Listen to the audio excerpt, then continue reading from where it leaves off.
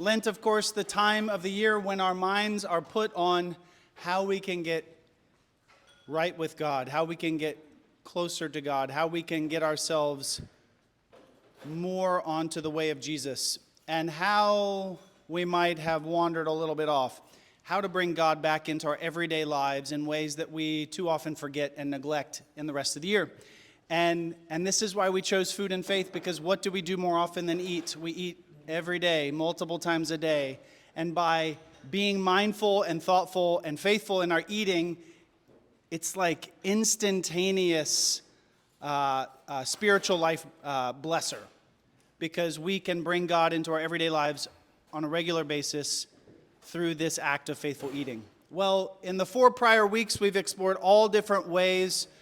In our first week, looking at being back in the garden and how connecting ourselves to the source and origin of food can bless us. In the second week, how disciplines and boundaries around eating can actually bless us. In the third week, how being mindful of the injustices of how we eat often, how food is produced and food is wasted, can make us more faithful. So now we come to our last week we talked about hospitality with Father Ted, who helped us consider how hospitality around the table is a blessing. Here in this final session, we're actually getting to the meat of the whole thing. This single session is the heart of everything we've been talking about. How our activity of reverence around the altar, how our work of prayer and worship in church can be drawn home to our own tables. And I'm so glad that we saved, I think, the best for last. Kendall Vanderslice is an author and a baker. I don't know when baker maybe before author, but author and baker go hand in hand is how I can only understand it. And the founder of something called the Edible Theology Project, which seeks to help people make this very connection. And so we have invited her all the way from North Carolina, where she now lives, though she, as I learned in her book, is from like right down the road. So from here in this very area, from Richardson, grew up. Her grandmother is even here. It is such an honor to have Kendall with us. She led us through the Bake and Pray workshop earlier, so a bunch of us have tasted the bread she helped us make, so we know that she's the real deal. Kendall, we're honored to have you. Thank you. Thank you. Thank you all so much for coming out here this evening and for having me out here. It is truly an honor to be here. As Father Casey said, I am originally from Dallas. My family moved away when I was 13, so I never drove here, so I feel like I don't really know my way around, but it still sort of feels like home. And so when Father Ted reached out and asked if I would come, I looked at where it was on Google Maps and saw that it was 5 minutes away from where my grandmother lives, and I said, I absolutely have to come. I will fit it in Lent, and I'm so grateful to be here. So my grandmother served faithfully in ministry with my grandfather just a few minutes away from here for many, many, many years. So it's truly a joy that she is able to be here tonight. I think that she and my grandfather fostered a love of God and a love of hospitality in our family. And without that, I don't think I would be here tonight. So it's really a joy to be here, specifically in Dallas, so close to the place that really shaped me. Now, the tricky part about having them here tonight is that I always start this lecture with a particular story, and I have never told this story so close to the place where it took place, or with anyone who was present that day in the room. So you might want to just close your ears for the first few minutes here. Oh, yeah, am I off? Uh-oh. Okay, can you hear me a little bit better now? Yes. Okay. Oh, great. I'm so glad. I always lose my voice, so I like when I don't have to. Oh, there we go. Project quite so loudly. So when I was 5 years old, I stole my first communion. My family's church was holding a special service to celebrate the congregation's 40th anniversary. We were meeting in a high school auditorium in order to create space for all of the extra guests that were returning for this celebration. But the auditorium still ran out of seats, so my siblings and I, and probably some of my cousins as well, were seated on the aisles next to a big box of communion to-go cups. You know those little plastic cups filled with grape juice that have a wafer attached at the top? So at my childhood church, children were allowed to take communion when we understood what it meant. A reminder of Jesus' death and resurrection, we were told. At 5 years old, I had not yet asked Jesus into my heart. I had not yet been baptized, and so I was not yet supposed to take communion. But something about the box that day just beckoned me. It was like the bread inside was just begging me to consume.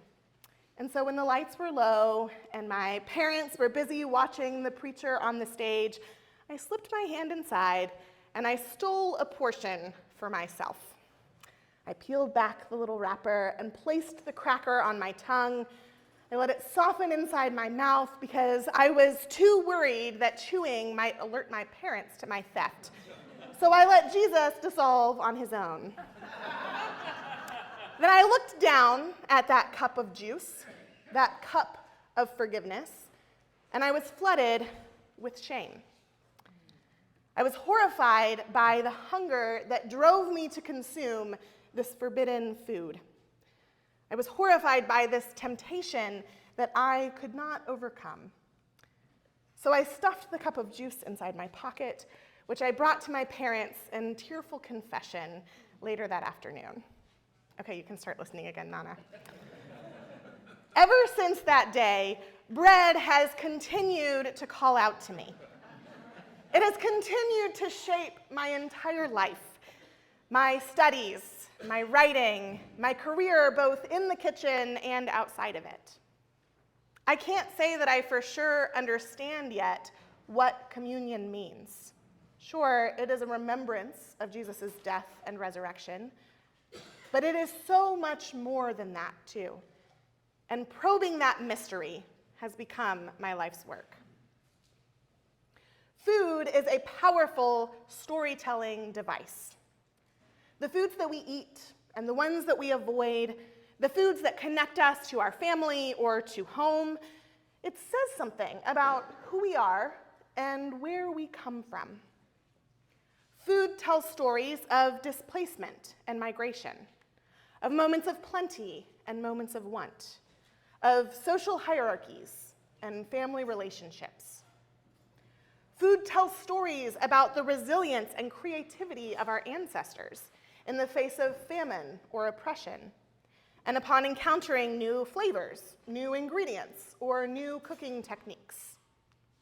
The stories that food tells are as beautiful and as complicated as the families and the faith communities that we come from.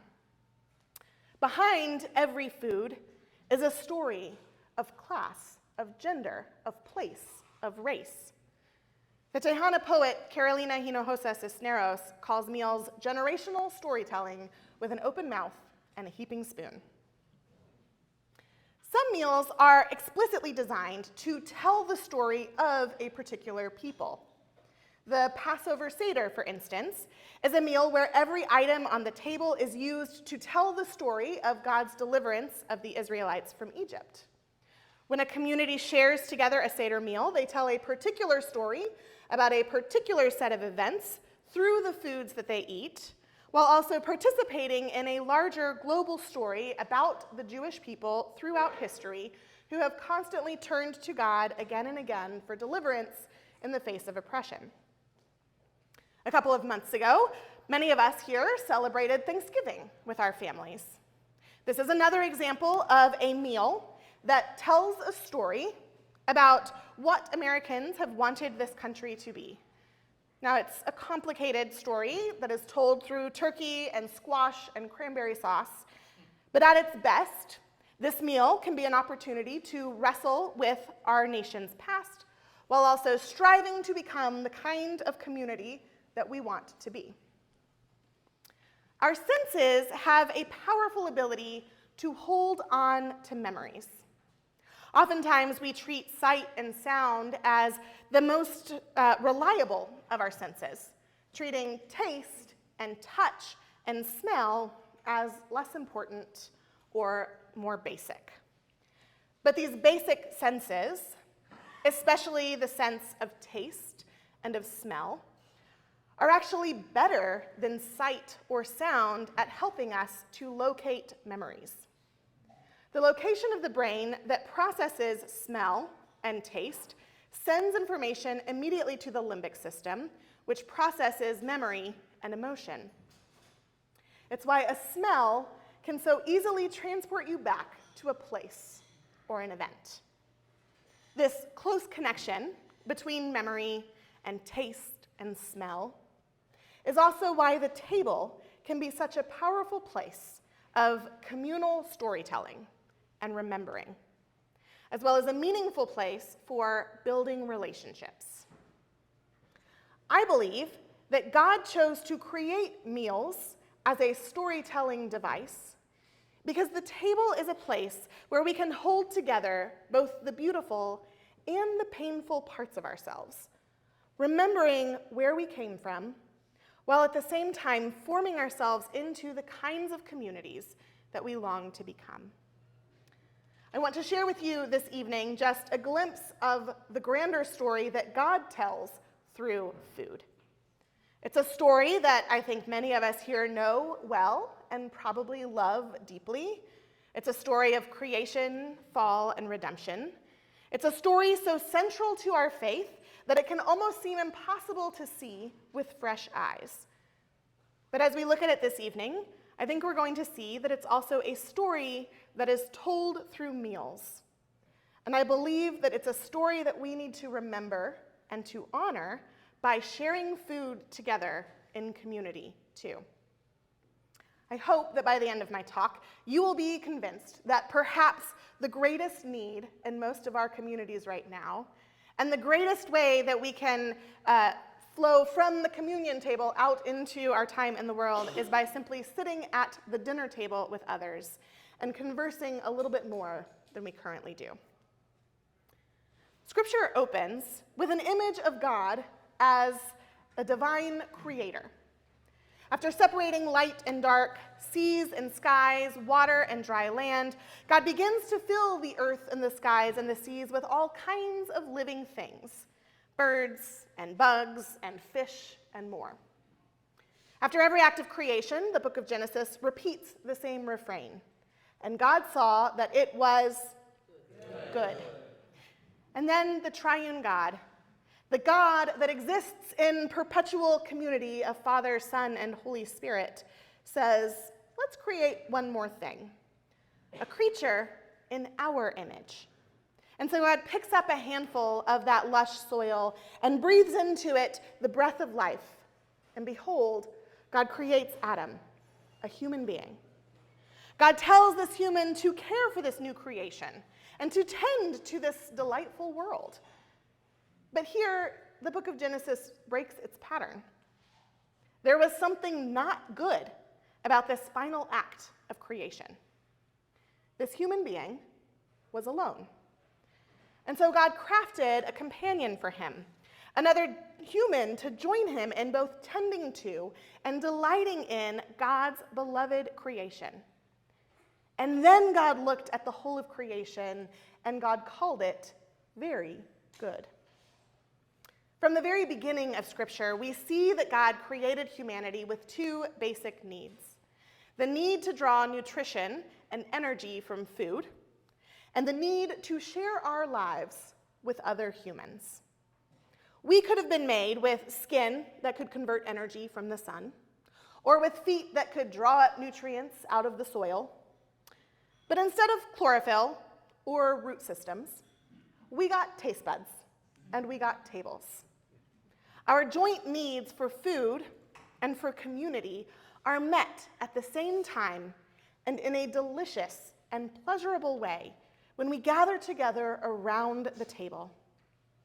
Every time we eat, we face the humbling reminder that we cannot exist as independent, autonomous creatures.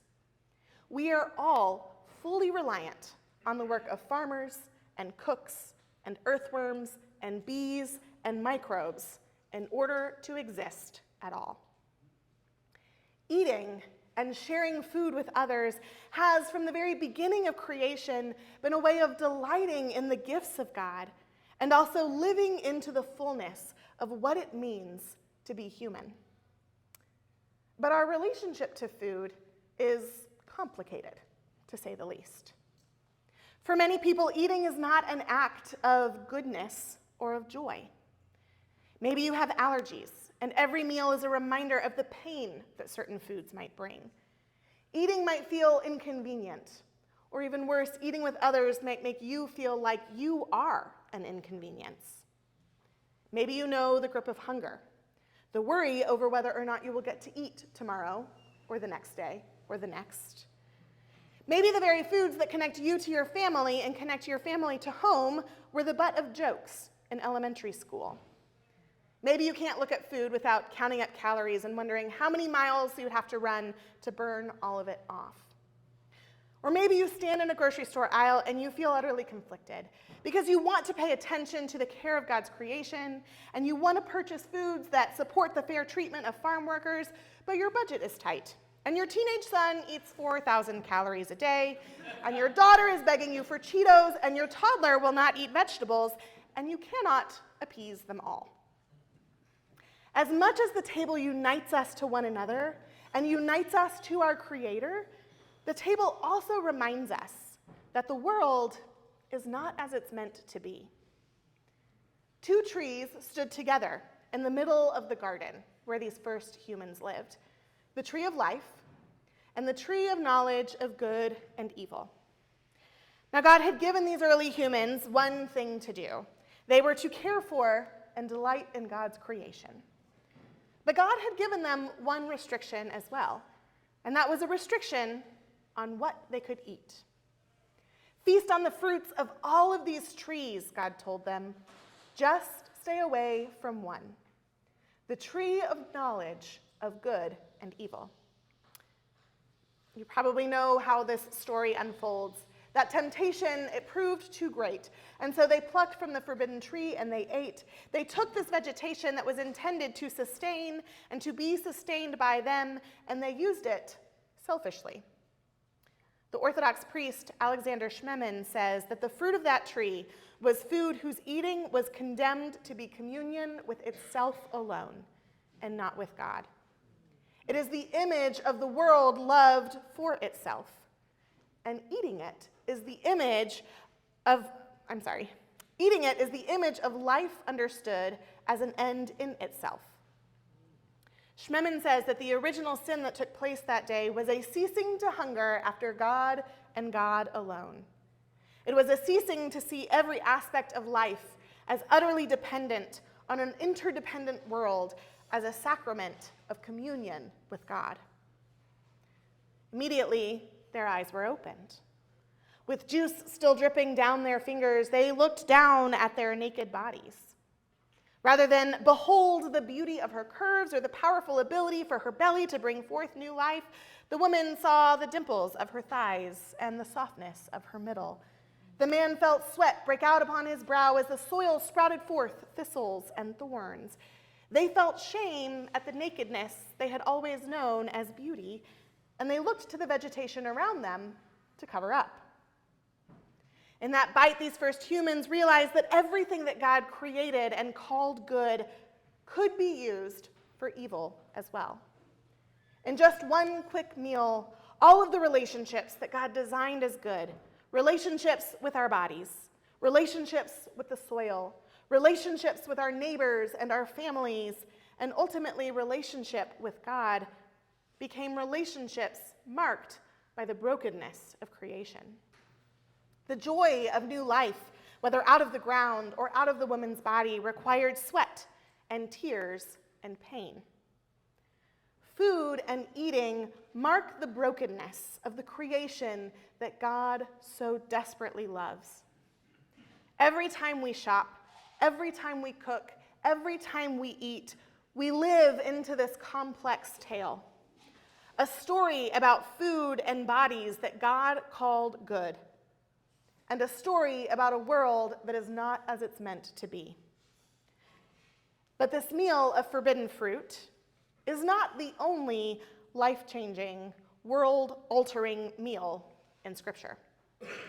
The story continues in the life and the ministry of Jesus. All throughout the Gospels, we read stories of Jesus eating and feeding. From feeding the 5,000, making himself known to his disciples in the breaking of bread on the path to Emmaus, and extending forgiveness to Peter in an offering of fish. It is through food that Jesus demonstrates for us God's commitment to healing and to restoration. And then on the night before his death, Jesus offered one more meal. This bread, he tells his disciples, it is my body. And this cup, it is my blood.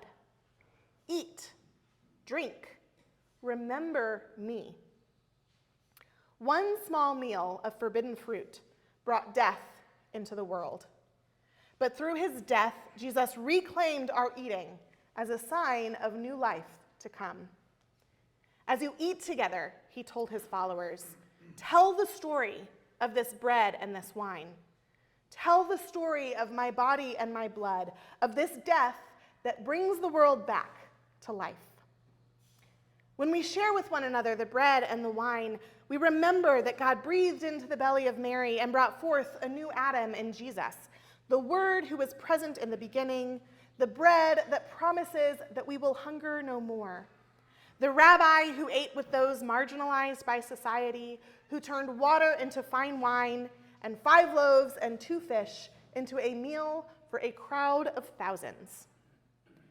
The communion meal is the storytelling meal of all storytelling meals. It's a meal where more is happening than we can possibly fathom. It is a meal that is meant to nourish, but as Father Robert Farrar Capon says, the wine elevates the meal from mere nourishment to conviviality. This meal marks the pleasure that we are meant to find in the act of eating, while narrating for us again and again the story of Christ's death and resurrection. This meal marks Christ's promise to heal community, while also doing the very work of community formation. And this meal purposefully leaves us a little bit unsatisfied, teaching us to hunger all the more for the new creation still to come. Every time we smell wine or feel the chew of bread between our teeth, whether at the communion table or at the dinner table, we are brought back to that Last Supper in the upper room. We carry on the memory passed down from generation to generation to generation, while also living out its fulfillment. The communion meal itself also holds together the tension of the simultaneous brokenness and goodness in our world. This meal has been the source of so much church division, even as it is itself the meal that forms us together as one body. But despite that reality, here's what brings me hope, and what I hope brings you hope today as well. God is at work in a particular and mysterious way at the communion table, despite all of its complexities. But that communion meal is emblematic of what God does at all of our daily tables as well. And for that reason, it is vital that our churches, our communities, and our homes serve as places where we share meals with friends, family, neighbors, and strangers.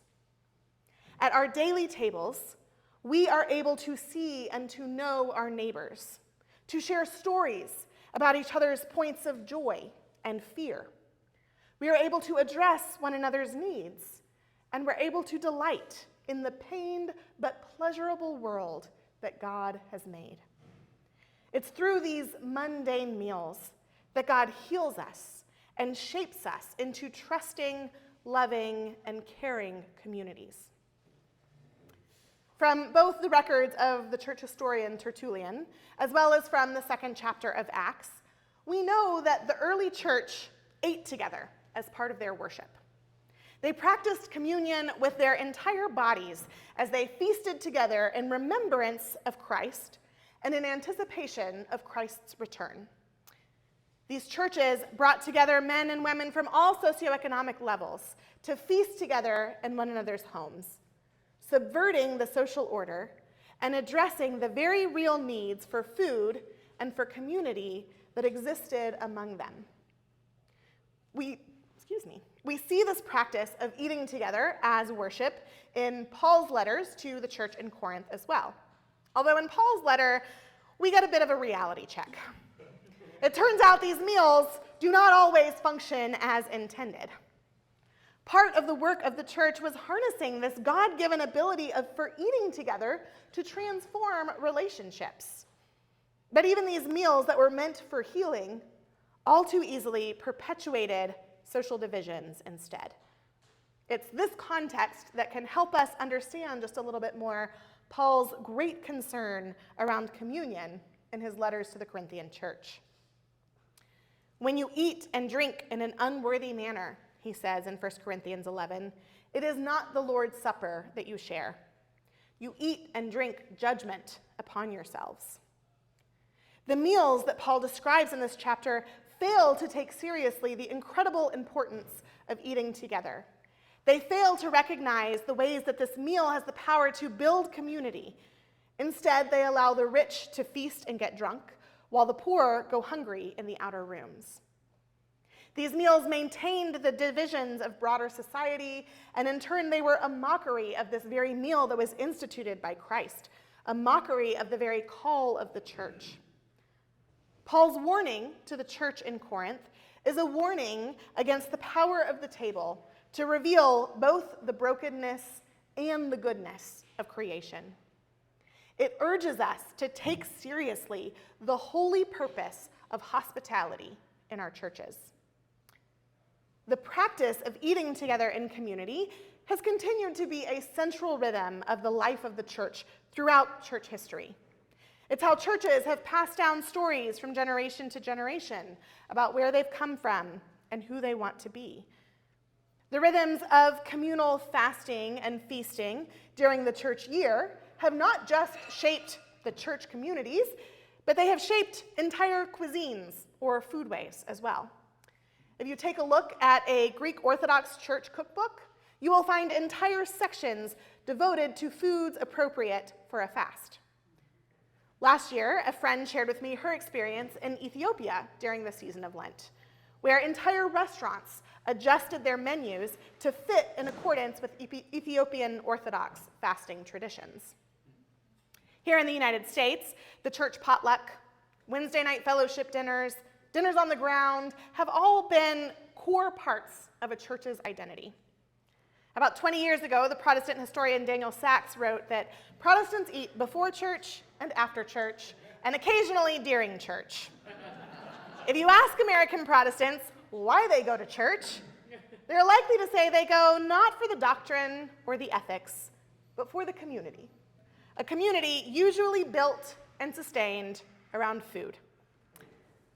But over the last few decades, something has begun to shift. Our lives have become so busy that communal meals for most people are treated as a luxury, as something to fit into the remaining spaces of our lives, if we're able to. Community is viewed as an optional addition to church life, rather than the natural and necessary outpouring of our worship. The reality is that sometimes community is awkward and uncomfortable and inconvenient. Conversations over coffee hour can be dull at best and painful at worst. Church aunties probe into your dating life, or they ask you when you're going to have kids. There's usually at least one person at the table who has no filter, and you feel embarrassed on their behalf over what they might say next. Staying for a fellowship meal cuts into your Sunday when you could be grocery shopping or meal prepping or otherwise getting yourself set for the week ahead. Wednesday night suppers just don't fit between soccer practice and violin lessons and homework. Obviously not for those of us who are here tonight because we made it on a Wednesday night. Those watching the recording, I hope you're not offended by this. You simply couldn't fit it in. I'm just kidding. I totally get why these rhythms that used to be so central to church life have fallen by the wayside, especially after the pandemic disrupted our communities and our practices of gathering. In a culture that wants us to optimize our time, our body, and our money, slowing down and building community around the table feels kind of like a waste. But when we look at the ramifications of losing these rhythms of communal eating, it turns out the awkwardness and the wasted time is actually a very small price to pay. Over the last decade, the US Surgeon General has sounded the alarm on the dangers of loneliness, of the loneliness epidemic. When we are lonely, our bodies and our brains go into self-protection mode. Our bodies are designed to fear that no one will come to our aid in an emergency, so they reserve our resources as much as possible. As a result, loneliness takes a physical toll on the human body equivalent to smoking 15 cigarettes a day. It's associated with the greater risk of heart disease, depression, anxiety, and dementia, as well as impairing creativity and executive function. Loneliness in our day and age has been deemed a public health crisis. In addition to the physical toll that loneliness takes on our body, there is a massive social toll as well. When our brains go into this self-protective mode, the people and the ideas that we do encounter begin to look like threats. This heightens our sense of danger and feeds the social and the cultural polarization that is tearing our communities apart.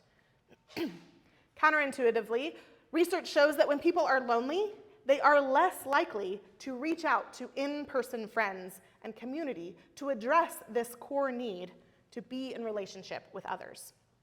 We are more likely, instead, to turn to the internet, where the simplistic and flattened narratives feel safer than the robust and complicated people that we meet in real life, where we can fulfill our immediate need for connection without the friction inherent to in-person relationships. But it turns out that friction, that awkwardness, and that discomfort that we sometimes feel at the church coffee hour plays an important role in helping us to understand one another. It builds relationships that make plain to us the robust and the nuanced nature of the people in our lives, conditioning us to resist the flattened stereotypes that are perpetuated in digital spaces. In order to address the loneliness and the social and cultural polarization plaguing our communities, we must take the time to slow down and sit with friends, and maybe even people that we struggle to call friends, and eat.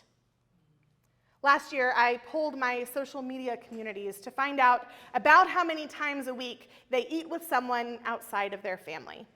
Now, obviously, this is not the most academically rigorous poll. I didn't exactly have, the right kinds of boundaries in place to make sure I get a clear sort of response.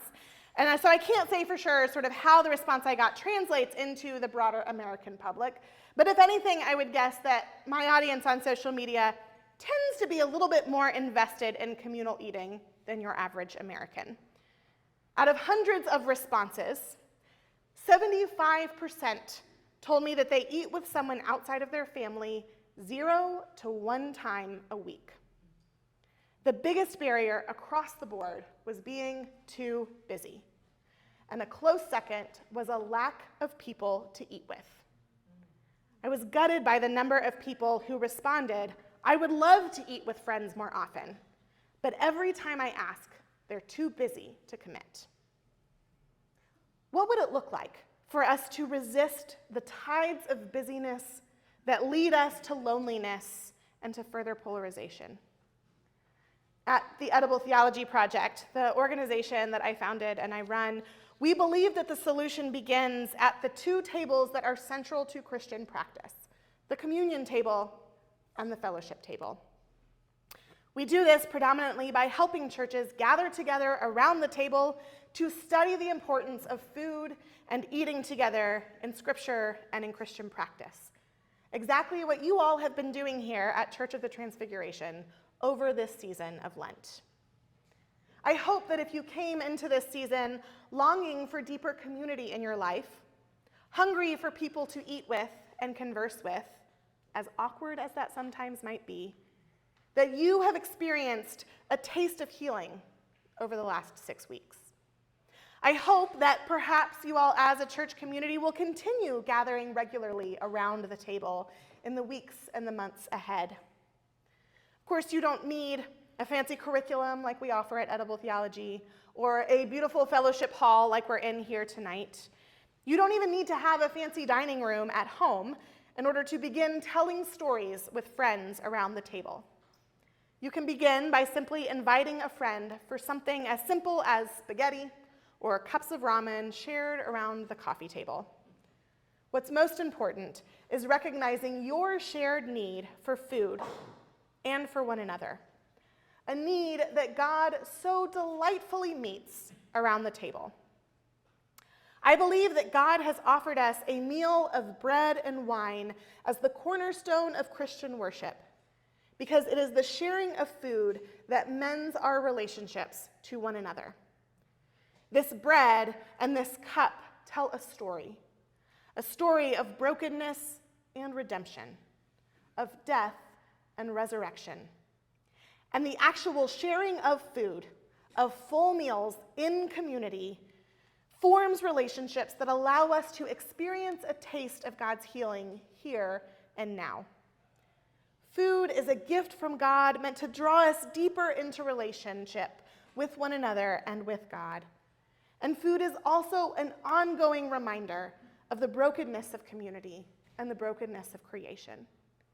Yet somehow, we can still gather together around the table and tell stories about food, and in the process, we get a glimpse of God's goodness and God's redemption here today.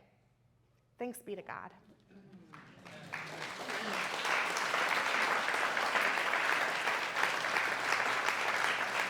Well, I think we have about 15 minutes, so I would love questions, if anyone has questions, and I think we have a mic to pass around if you're asking questions. So does someone want to run the mic?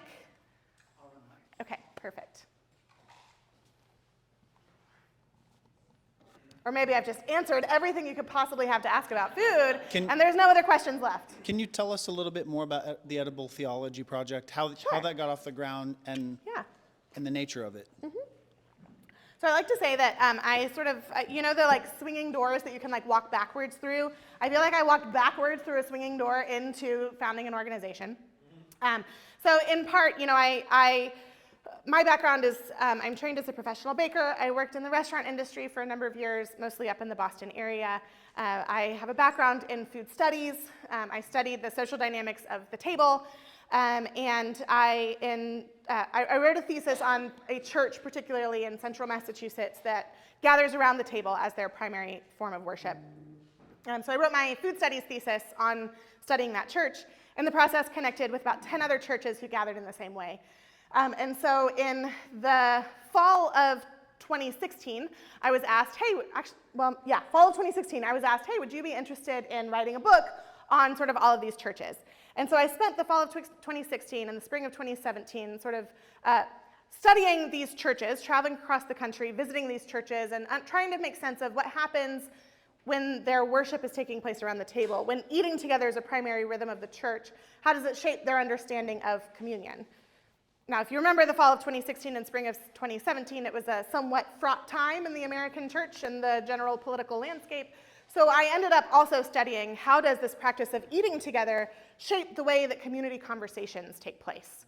And so I did the research for that book. It brought up a whole lot of theological questions for me. And so that took me down to Duke Divinity School, where I studied theology. Fast forward to the spring of 2019, I graduated from Duke and I released my first book. It's called We Will Feast, Rethinking Dinner Worship and the Community of God. And I spent the next 9 months traveling around the country, talking to churches about the importance of eating together, the importance of building in-person embodied community. And then March 2020 hits, and suddenly I don't have a job anymore because I can't travel around the country and talk to churches. Not only that, but this message I've been preaching becomes not only impossible, but actually dangerous. And so the Edible Theology Project was sort of born in that season, first out of sort of a very practical need of I needed an income, and second out of I believed that this research that I was doing on community and embodied relationships around the table would be really important for the church sort of throughout the pandemic and sort of in the years after. And so The first few years were sort of a scramble of just like using my research to resource churches to build community while they were separated. And then it became now a means of resourcing churches to try and build community, rebuild community in many cases, sort of in the years ahead. So our primary program is a curriculum called Worship at the Table. It's a 6-week curriculum for small groups or Sunday school classes where you gather around the table over the course of 6 weeks. You study meals in scripture, in Christian tradition, and in your own lives. And so you actually experience sort of the community-forming power of the table while gathered together, and also studying the importance of meals. And then the hope is that as churches go through it, they will be convinced of the importance of eating together and start to sort of identify the ways that their community is uniquely equipped to build a particular rhythm of gathering together. So that's kind of our main program. There's also a bunch of podcast episodes to go with it. I have a podcast called Kitchen Meditations that are short 20-minute meditations on food and eating designed to be listened to while you are working in the kitchen to try and understand how your time in the kitchen can be a form of prayer. So you can look that up wherever you listen to podcasts. It's called Kitchen Meditations, or you can just look up my name. Other podcasts will also come up for that, but Kitchen Meditations is the one that I created. I also created another one called Veggie Takes. It's me and another friend rewatching VeggieTales through the eyes of a food scholar. So if you want something just like really fun and goofy, that will also show up if you search for my name on any podcasting app. And then we also have a curriculum called Bake with the Bible, which is a study of stories of bread in the Gospels. I have a sample of it right here if you would like to look at it. It's designed to be used in the home. You can do it on your own or with kids or teenagers or whoever you would like to eat breakfast with and study bread in the Gospels. So yeah, that's kind of the main programs that we offer. But sort of everything we do is trying to help churches connect the communion table to the tables that we eat at all throughout the week. I also teach the workshop that I did this afternoon. Bake and Pray is our other big program. So for those who got to be a part of it, we had a blast. For those who did not get to be a part of it, I hope someone else will tell you how much fun you missed out on. Any other questions? Yes. Wait, I think we need to get you the mic.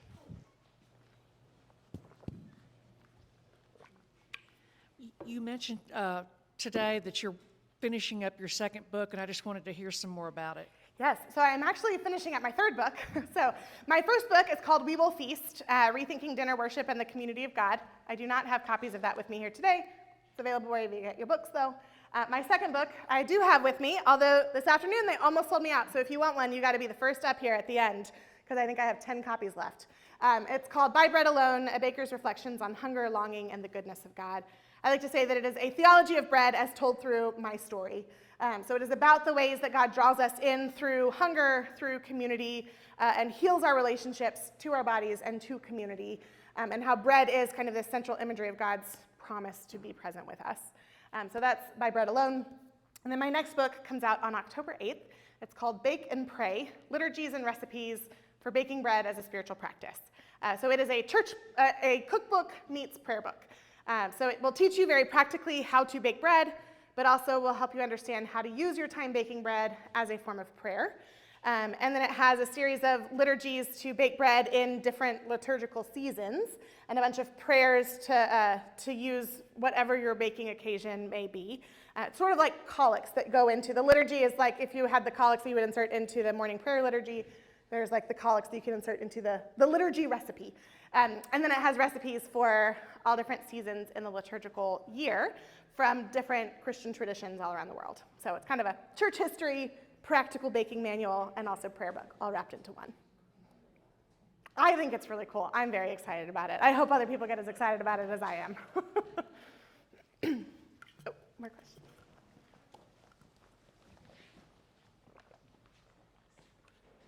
Okay, so I know the pandemic was not useful from a community point of view. Yeah. Was it good for bread, though? Because I will tell you, it was really great for my business, yes. that got Yeah. really popular. Yes. Well, I like to tell people that, like, prior to the pandemic, I felt like I was having to convince people that everything I did was important. Like, convince people that actually we had a problem building community in our churches, and actually people were lonely and we needed to do a better job. And I had to convince people, like, actually there is something really spiritually significant to baking bread. And then the pandemic happened, and it was like, there's no question that we have a loneliness problem, and we need tools to build better community. And also, there's no question that there's something really compelling about baking bread. And so I feel like it just made my job 10 times easier, because I no longer have to convince churches that they need me. They're already convinced, and then they just invite me here. So yeah, I mean, I think I love seeing, bread baking pop up all over the place. I actually, I started working on my book proposal for this book. I was shopping it around to publishers in January of 2020, and publishers kept telling me, I think that people are still too sort of shaped by the low-carb movement. I don't think people are ready for a whole book on bread. And then by May 2020, I had publishers coming to me and saying, hey, have you ever thought about writing a book on the spirituality of bread? Yeah. I actually happen to have a proposal right here. So yeah, it was very great for my work. Yes. Yeah. Oh, sorry, I think we got to get you the mic first. I'm coming. So it's because it's picking up on the recording too. Oh, okay. So the Bible references a barley loaf. And do you have a recipe for that? And where do you get barley flour? Oh, good question. I can't find it. Barley flour is delicious. It is harder to find. You can order it online. I used to be able to find it at Whole Foods. One restaurant I worked at, I worked for Eastern Mediterranean and Middle Eastern restaurants for kind of the bulk of my kitchen career. And so I would make my pita with barley flour, and it was so delicious. And I always got it at Whole Foods until I was able to find a supplier for it. So you do sometimes have to look around. Some Whole Foods, I would check Central Market is what it's called, right? They didn't have it, bummer. So I would look online. It is really delicious to work with. It's hard to do 100% barley flour. So I would mix barley together with wheat flour. So barley flour was kind of the commoner's flour. So like in Jesus' time, the wealthy would still be eating wheat. And so the barley would have been sort of the grain of the poor, which is why actually, they're like, in the Catholic Church still, you have to have wheat for communion. I think the Episcopal Church, it varies. Some people, I think technically we don't, but then some people still feel very strongly that it has to be wheat. But part of that goes back to barley would have been the grain of the commoners, and wheat would have been the grain of the elite. And the idea was that like we should only have the finest of flour to represent Jesus. And so in the Summa, Thomas Aquinas said that it has to be wheat. That only wheat flour can transubstantiate into the body of Christ. And so it goes back to that sort of like the idea that like barley is the no good stuff. But I actually think barley is delicious. But it is very hard to make a good loaf with 100% barley flour. So you'll want to do a mix of barley and wheat flour if you do find it. So I don't have any recipes published, but I will tell you the recipe in my book for spelt pita is actually the recipe I used for the barley, and I just put spelt in the book because spelt's a lot easier to find than barley. But you can use that recipe and do barley flour instead of the spelt. Yeah. You don't want to do, sorry, I told them at the workshop today, I could talk about flour forever. I could go on like long tangents about flour for a really long time. You do not want to do a sourdough starter with barley flour. It will get very acidic very, very quickly. So if you're into sourdough, use barley in the dough itself, just not for your starter. I'm lucky I do not live in a food desert, not even close. Yeah. I can afford to eat, and I get really concerned when I'm eating, thanks to a very good cook I live with. I really worry how my eating, how do I balance that with 108 million people starving in the Middle East and in the Ukraine, not far behind, and it's difficult. It is very difficult. One thing I think that's helpful to remember is that each of our individual eating choices have a relatively small impact on sort of the larger, like we're coming up against much larger global systems when we're looking at sort of global poverty and global hunger. And so I think that there is a manner in which our eating can be a reminder that we are a part of a larger community and that we are participants in a larger system. But also we're always wrestling against the fact that we live in a creation that is both called good and also broken. And so our eating will always live into that tension of both the goodness and the brokenness of creation. That we cannot eat in a way that does not cause harm in some capacity because we live in the reality of a broken creation. And so I think our responsibility is to faithfully pray about like what am I supposed to do, and what is my personal conviction when it comes to how I eat responsibly. And that's going to vary based on your income. It's going to vary based on your time. It's going to vary based on what's available around you, grocery store-wise or farm-wise. And so I do think that, so Robert Farrar Capon, he was an Episcopal priest. He wrote books of theology, but he was also a food writer for the New York Times and a satirical writer. He and his wife had a satirical column. And then his book, The Supper of the Lamb, is like the culmination of them all. If you've not read it, you should. It is like food writing, it is hilarious, and it's also theological. And he writes a lot about the relationship between fasting and feasting and the ways that this rhythm of fasting and feasting in Christian tradition is a way of helping sort of to orient our relationship to food in this sort of reminder of the brokenness and goodness of creation. So I don't have a particular answer of this is what you can responsibly do, because I think it's going to vary person by person. But I do think that it is responsible of us to pay attention to what the ways that we eat within sort of a larger system that harms many people. So we are out of time this evening. I want to add two quick things, and then we obviously want to thank Kendall. First, what a perfect plug this is for foyer groups and for St. Elizabeth's, our two ministries of gathering and sharing meals. If you've never joined a foyer group, the next time it is available, you should do it, because that is literally what it is. Making new friends and having dinner together, and they rotate every 6 months, so you're constantly meeting new people. St. E's, same thing, meeting here once a month, sharing a potluck meal. It's that beautiful, awkward, wonderful thing of walking into a room in which you know some people, but not all people, and you make new friends. And what a gift a church is in that regard, of giving us these spaces to do this. So, plug for St. E's, and I see a lot of foyer and St. E's people here, but just in case you don't know. The second, to Cherry's point, the loose plate offering this year at Easter will be given to the World Central Kitchen. So thanks to our outreach committee this year, I know, isn't that cool?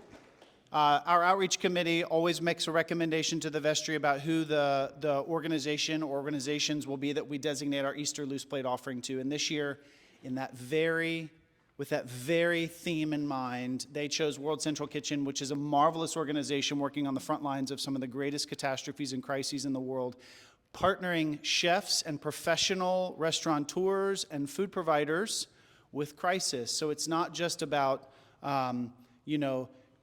shipping food across the world and shipping volunteers across the world. It's actually about leveraging local food industry, the chefs, the food trucks, all the things that exist to feed the people who are hungry there. We're so proud to be able to do that.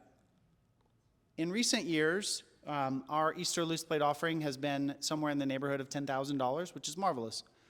I got to thinking, we'll have about 1,200 to 1,300 people at Easter this year. I mean, I'm just guessing.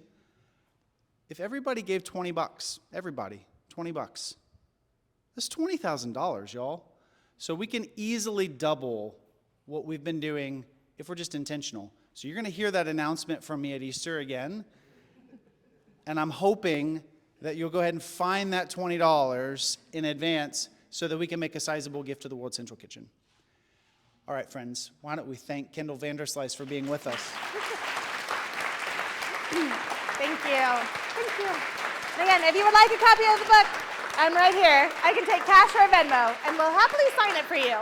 I'm going to need you all to buy books after Compline, because we're going to Yes. go in and have Compline. Takes about 10 minutes, and then we'll come back and you can purchase your book then.